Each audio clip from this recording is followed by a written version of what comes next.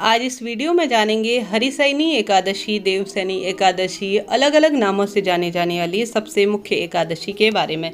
कब शुरू हो रही है, किस दिन आपको व्रत रखना चाहिए, यह बहुत महत्वपूर्ण जानकारी है। साथ ही आप सभी यह भी जानेंगे कुछ उपाय ऐसे हैं जो बिना व्रत के भी अगर आप कर लेते हैं ना तो जीवन धन्य हो जाता है, परिवार में रोग दोष का नाश होता है और सुख समृद्धि प्राप्त होती है। एकादशी व्रत सामान्य नहीं है दोस्तों, यह विशेष रूप से ये वाली एकादशी जो हरिशयनी एकादशी के रूप में जानी जाती है अपने आप में दिव्य है। सबसे पहले एकादशी तिथि कब प्रारंभ हो रही है यह जानना जरूरी है। जो भी भक्त एकादशी का व्रत करते हैं, खासतौर पर जिन्हें एकादशी तिथि के बारे में विशेष रूप से ज्ञात आवश्यक उनके लिए है ताकि वह व्रत शुरू कर सके। एकादशी तिथि आरंभ हो रही है 29 जून 2023 को सुबह के समय 3:18 से। एकादशी तिथि समाप्त हो रही है 30 जून 2023 को 2:42 के आसपास। ऐसे में 2023 में प्रत्येक व्यक्ति जो है पूरे ब्रह्मांड में 29 जून दिन गुरुवार के दिन देवशयनी एकादशी, हरिशयनी एकादशी का व्रत करेगा।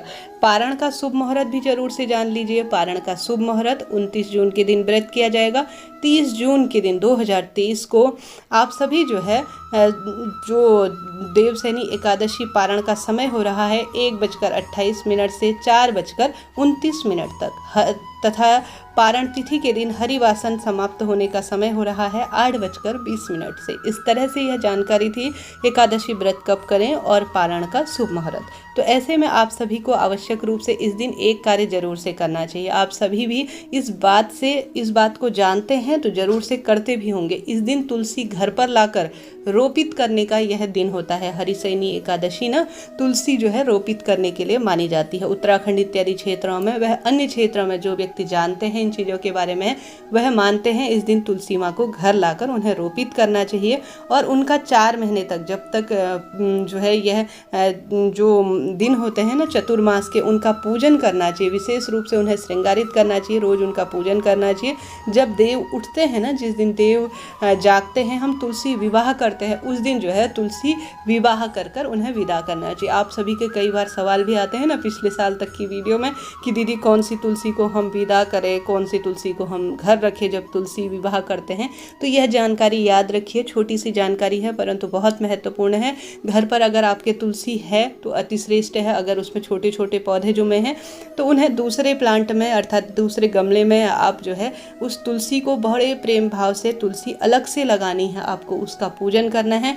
चाहे तो पहले वाली तुलसी पूर्ण रूप से हरी भरी है तो उसका विवाह करें, नहीं तो इस तुलसी विवाह में जो है आप सभी को इसे प्रयोग में लेना होगा। तो ठीक है, यह महत्वपूर्ण जानकारी आपके लिए है, इसको आप ध्यान में रखिए। अब जानते हैं कुछ खास उपाय। जैसे कि हम सभी जानते हैं यह एकादशी अपने आप में चमत्कारी एकादशी है, क्योंकि इस बार तो विशेष दिव्य संयोग बन रहे हैं। इस बार मलमास का भी महीना हो रहा है, सावन का महीना आने वाला है। चैनल पर सभी वीडियोस, दूसरे चैनल पर शिव शक्ति में आप सभी को एक जो सावन है उससे संबंधित सभी वीडियोस प्राप्त हो रही हैं, उन्हें देखिए और अपने सावन के सोमवार, सावन के पवित्र महीने को संपन्न बनाइए। तो आप सभी जानते होंगे 2023 में आवश्यक रूप से यह एकादशी का व्रत आप करते हैं तो अति श्रेष्ठ है। नहीं भी कर पाते हैं ना तो सबसे पहले प्रातःकाल आप सभी को ब्रह्म मुहूर्त में ओम नमो भगवते वासुदेवाय श्री शिवाय नमस्तुभ्यम महामंत्र का जाप करते हुए अपने दिन की शुरुआत करनी है। श्री हरि विष्णु महादेव को प्रणाम करते हुए स्नान इत्यादि का भाव करने के लिए आप सभी को सबसे पहले तुलसी की लकड़ी, मैं हमेशा यह बात बताती हूँ, एकादशी और अमावस्या के दिन यह कार्य किया जाता है। तुलसी की जो सूखी लकड़ी होती है ना, उसे तोड़ने का कोई दोष नहीं कहा गया है, वह उल्टा भार मुक्त होती है, ऐसा कहा जाता है माँ तुलसी। तो ऐसी स्थिति में आप सभी को आवश्यक रूप से तुलसी की सूखी लकड़ी अपने नहाने के जल में जरूर से घुमानी है। उसके बाद जो है इससे स्नान करना है। कहा जाता है इससे जो है रोग दोष जाने अनजाने हमारे से जो है कई बार मन, कर्म और वाणी से कुछ गलत बात हो जाती है, भूलवश हो जाती है, हम सभी गृहस्थ जन है, हो ही जाती है। तो तुलसी की लकड़ी को स्नान में घुमा लेना है, अर्थात बाल्टी में घुमाने के बाद निकाल लेना है। उसके बाद जो है उससे स्नान कर जीवन के सभी रोग दोष कट जाते हैं और मनोकामना एक क्षण में पूरी हो जाती है। तो पहला उपाय आप सभी को यह करना है। दूसरा उपाय, आप सभी भोजन इत्यादि बनाते हैं ना, तो गुरुजी कहते हैं, आप सभी जानते होंगे, इस दिन गुरुवार का भी हो रहा है, तो गुरुवार का दिन है, तो आप सभी को आवश्यक रूप से जो रोटी है ना, उसमें गुरु ग्रह को मजबूत बनाने के लिए, श्री हरि विष्णु की कृपा प्राप्त करने के लिए, दुख दरिद्रता का नाश करने के लिए रोटी जो बना रहे हैं उसमें एक चुटकी हल्दी, जो कि रोग दोष निवारण के लिए सहायक मानी जाती है, उसमें थोड़ा सा गुड़, थोड़ा सा चना, काले तिल मिलाकर गौ माता के पास चले जाना है। एकादशी तिथि पितरों को भी समर्पित है। आप एकादशी के दिन कोई कार्य करते हैं ना, इसका सुख आपके पितृ, आपके सभी देवी देवता जो है प्राप्त करते हैं। तो ऐसे में आप सभी को इस रोटी को बनाकर गौ माता को खिला देनी है। स्वधा स्वधा स्वधा 3 बार बोलकर, यह पितरों का मंत्र माना जाता है और जीवन में इससे सभी रोग दोष कट जाते हैं। तो दूसरा कार्य आप सभी को यह करना है। तीसरा कार्य, आप सभी को जल का पात्र ले लेना है, उसमें डालना है गंगा जल और डालना है थोड़ा सा काले तिल। यह गंगा जल जो है हमारे रोग दोष काटता है, पितरों का भी तारण करता है सभी मृत कार्यों में, और साथ ही जो जीवन में सब कार्यों में गंगा जल का एक अपना महत्व है। तो आप सभी को इस तांबे या कांसे का, जो भी आपके पास स्टील का जैसा भी लोटा है, उसे श्री शिवाय नमस्तुभ्यम कहते हुए, स्वधा स्वधा स्वधा कहते हुए शिवलिंग के ऊपर समर्पित कर देना है। यह एकादशी तिथि के दिन ही खास तौर पर कार्य किया जाता है। तो उसके बाद जो है आप सभी को यह दिनचर्या अपनानी है। फिर विधि विधान से महादेव का पूजन करना है, श्री हरि विष्णु का पूजन करना है। घर पर ही करें, कहीं बाहर नहीं जा सकते, कोई दिक्कत की बात नहीं है। श्री हरि विष्णु को बहुत सुंदर भाव से शंख में दूध भरकर, उसमें तुलसी पत्र डालकर जो व्यक्ति अभिषेक कराता है ना, जैसे लड्डू गोपाल की प्रतिमा है या श्री हरि विष्णु का विग्रह स्वरूप है, एकादशी के दिन आपने इस्कॉन इत्यादि मंदिर में देखा होगा, व्यक्ति के जो है संतान संबंधी परेशानियों से मुक्ति मिलती है। एकादशी के दिन यह कार्य सब सुख प्रदान करने वाला होता है। तो आप सभी को यह उपाय जरूर से करना है। साथ ही आप सभी को प्रणाम करना है। जो भी आपके पास भोग स्वरूप है वह समर्पित करें। पीताम्बर अर्थात पीले रंग के वस्त्रों का चयन करें, अति शुभ इसे माना जाता है।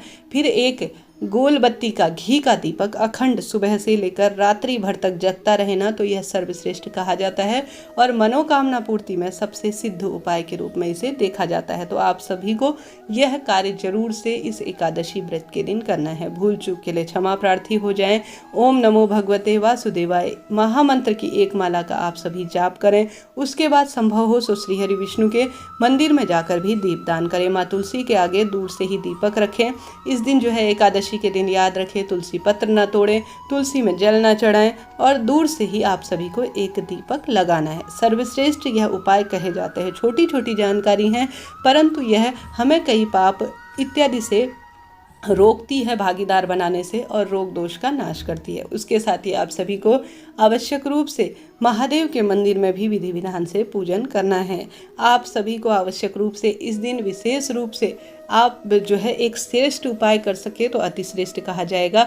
आप सभी को तुलसी की सूखी लकड़ी का पाउडर बनाकर उसका चंदन, जैसे तुलसी की सूखी लकड़ी जो है किसी चीज़ में पीस ली, उसमें चंदन मिलाकर श्री हरि विष्णु का जो है श्रृंगार करने से, या तुलसी की सूखी लकड़ी किसी चीज़ में घिस कर आप सभी जो है श्री हरि विष्णु का श्रृंगार करते हैं, तो श्री हरि विष्णु आपको जीवन में एक बार गले जरूर से लगाते हैं और जीवन में धन धान्य की कभी किसी चीज़ की कमी नहीं होती। तो इस कार्य को भी आप कर सकते हैं, निश्चित ही आपको लाभ होने वाला है। इसके साथ ही गुरुवार का दिन है, केले वृक्ष का पूजन, और साथ ही आवश्यक रूप से जो पीपल वृक्ष है ना, वह श्री हरि विष्णु के स्वरूप के रूप में उनका वासा उनमें माना जाता है। वहाँ पर आप सभी को एक चुटकी हल्दी, एक चुटकी उसमें गुड़ समर्पित कर कर, एक चुटकी तिल समर्पित कर कर आप सभी को जो है जो भी पात्र लेकर गए हैं जरूर से समर्पित करना है। सर्वश्रेष्ठ इसे कहा जाता है। यह भी समस्त मनोकामनाओं की पूर्ति के लिए सहायक माना जाता है। साथ ही आप सभी को एक दीपक इन स्थानों पर भी जरूर से लगाना है। संभव हो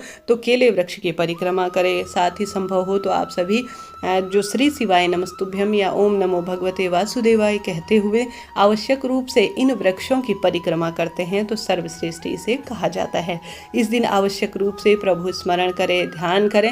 धीरे धीरे एकादशी से संबंधित आप सभी को मैं धीरे धीरे वीडियो देने का प्रयास करूंगी। अभी के लिए इतना ही, मिलते हैं एक नई जानकारी के साथ। जय श्री राधे, हर हर महादेव।